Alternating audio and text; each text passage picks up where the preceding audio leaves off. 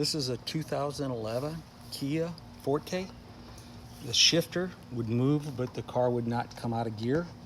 Here's what the problem was. See this little white clear plastic bushing? That's what broke on it. It allowed the cable to come loose. So this stranded her. I was able to get it on the road to get it home to fix it, but it's a $123 cable from Kia. So I just want to show you what actually broke on it, probably a nickel part, and I'm going to show you how the new one goes in. So we got to take this around to the driver's side.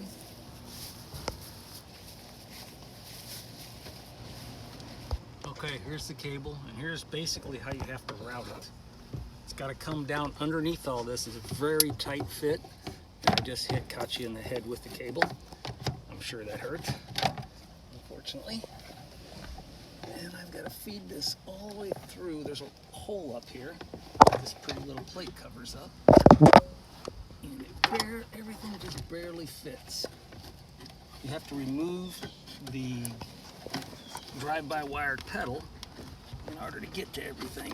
Okay. In order to change the cable, it's easier to pull the air box out of the way and just set it to the side on top of here. There's 2 screws, real simple. I always pull the negative battery cable when I'm working on something, just a safety thing they taught us in school. But this cable, as you see, has to route down through here, and it comes all the way up to here. This is where she's going to come. Got to bring this cable all the way up. All right, the cable just pushes down in here, just like I just did.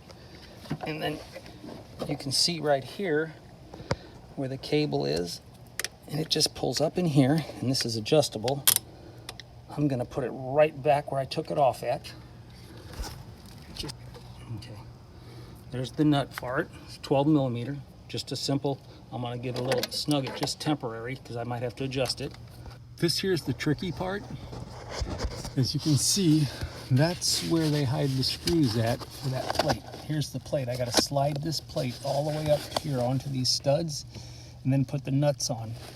The drive-by-wire gas pedal had to be removed in order to get to this, and it's a trick because they put all this in after that cable goes in from the factory, so you gotta be a little coordinated with your fingers to get these bolts out.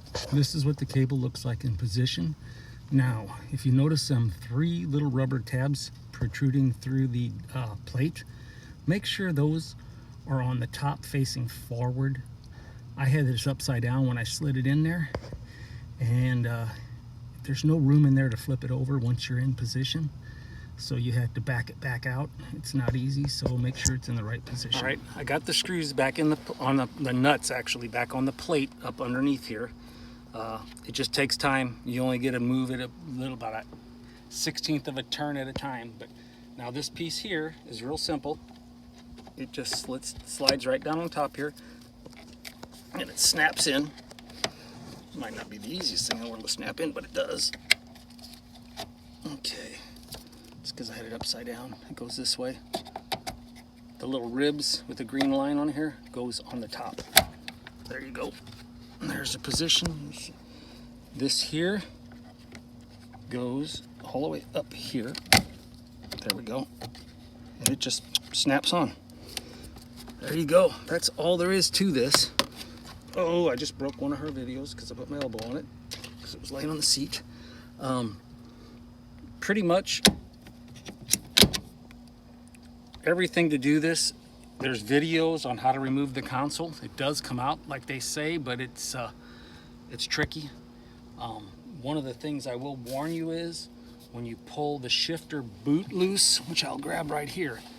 This boot, as you can see, it broke taking it off, which it was pretty well trashed, but I'll see if I can order a new one. But it actually lays down between the chrome ring and an inner plastic. So if you reach underneath there and try to pull it like they tell you, this is what you get. This actually is pinched between the two, so when you reach underneath there, you've basically got to release these carefully, and it's a pain, but I found that out the hard way. But this boot, I'll have to get a new one.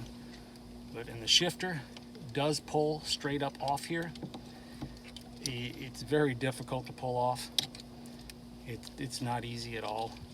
This little clips here lock in, and when they lock in hard.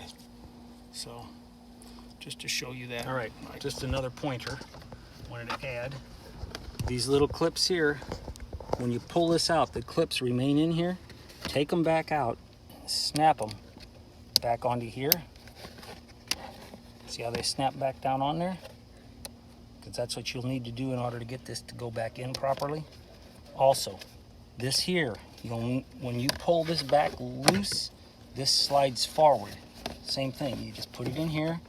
To go back on, there's a little notch there. Catch it on there, line these two up. I'll show you. There you go. You need this in neutral to put your console back in. It's just a little plastic thing. Push down on this, shift to neutral. This is your shift release if you ever have a problem. You gotta tilt it up in the front, high. There it goes. You gotta lift it down over top this stuff. So that goes down in here. Now comes the fun part. I've got wires I gotta reattach underneath here. Connectors that have to be reattached that you gotta take out. These two here, and it's real simple. You'll see underneath there where they plug together. It's a little hard to video. I'd like to video it for you, but you can't see them. But it is right here. This console's got to get past there. Squeeze it in the back here. All right, we're past everything. These have to go. There's little tabs up here you got to get in. See these little tabs up in the top here? That's where this has got to go. There it is. Pretty. That's it. Open this back up. Then there's a little cover, which I'll show you real quick. This little cover, you lift that cover out, and then you get two number 10 bolts that go in there, which are nuts, screws. There you go. This is the shift boot. This is what I was talking about. See how it broke? It just sticks down in there. It's got little clips in it, and it actually goes in between these two. So you can get it started on this side, and then you got to work your way around. Okay, you got to snap this piece on separate, and then this snaps down in there, and be careful not to break this. It's just that little bitty lip you catch with your finger in the corners to take this out. You can't, if you get on this piece here, it won't let you pull it out of there. And it only clips, you can see, around 3 sides. This other side over here does not have this piece. That's the way it's made. But and this here, when I pushed it back on, I had to straighten these tabs out that hold the boot. They did not want to stay on. I got it now. It was a little tricky.